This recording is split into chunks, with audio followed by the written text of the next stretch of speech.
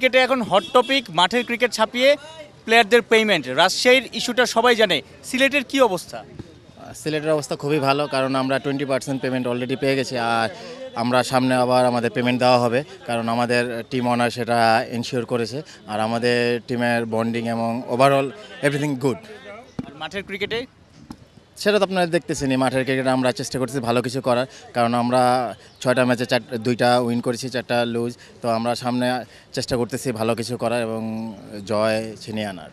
দেখেন, আমরা প্রফেশনাল, আমাদের খেলতেই হবে। আর পেমেন্ট একটা অনেক বড় ইস্যু, কারণ আমরা টাকাটা সবারই দরকার, সেটা আমারও দরকার। যেমন আপনারা যে জব করেন সেটা আপনাদের জায়গায়, তো আপনাদেরও দরকার। তো এটা যেমন আমাদের প্রফেশন, তো আমাদেরকে অবশ্যই এটা ইনশিওর করতে হবে যে প্রতিটা টিম, যার যার টিম ওনার আছে তারা ইনশিওর করবে। তারা যদি প্লেয়ারদেরকে ইনশিওর করতে পারে যে হ্যাঁ এই পেমেন্টটা এর মধ্যে আমরা দিয়ে দিব, তাহলে এটা প্লেয়ারদের জন্য ভালো, টিমের জন্য ভালো। বিপিএলে আপনি তো ভিনদেশেও লিগ খেলেছেন, এলপিএলও গিয়েছেন কদিন আগে। আসলে এই ধরনের ঘটনা একটা টুর্নামেন্টকে বা ফরেন ক্রিকেটারদের সামনে ইমেজটা কতটুকু সংকট হয়? দেখেন, এই অনেক কিছুই, একটা টুর্নামেন্ট শুরু হলে কিন্তু অনেক কিছুই ঘটনা ঘটে, সেটা খারাপ দিকও আছে যেমন ভালো দিকও আছে।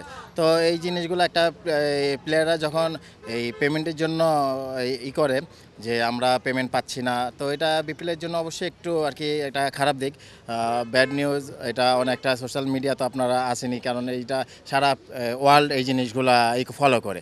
তো সব কিছুই দেখি চেষ্টা। কালকে আমাদের বোর্ড প্রেসিডেন্ট আসছে, উনি এসে এটা দেখলাম এই মিটিং করে সুন্দরভাবে এটা একটা সলিউশন বের করে দিছে। প্লেয়ারও দেখলাম হ্যাপি, আজকে প্র্যাকটিস করেছে। তো এটা আশা করি এমন কোনো সমস্যার হবে না। দেখেন, ওই জায়গাটা কিন্তু আমার উপরে নির্ভর করে না, আমার কাজ পারফর্ম করা। তো আমি যদি পারফর্ম করতে পারি তো আমি অবশ্যই আবার সুযোগ পেতে পারি, কারণ সামনে তো অনেক খেলা আছে। তো আমি যদি এই বিপিএলটা ভালো কিছু করতে পারি, দেখা যায় হাইস্ট রান গেটার হতে পারি, তাহলে অবশ্যই আমাকে একটা সুযোগ দিতে পারে। তো আমার কাজ পারফর্ম করে আমি পারফর্ম করেই যাবো। আর হতাশার দিক দিয়ে আমি বলবো না, আমারই ব্যর্থতা ছিল, এই জন্য আমি ওই জায়গাটা ধরে রাখতে পারিনি।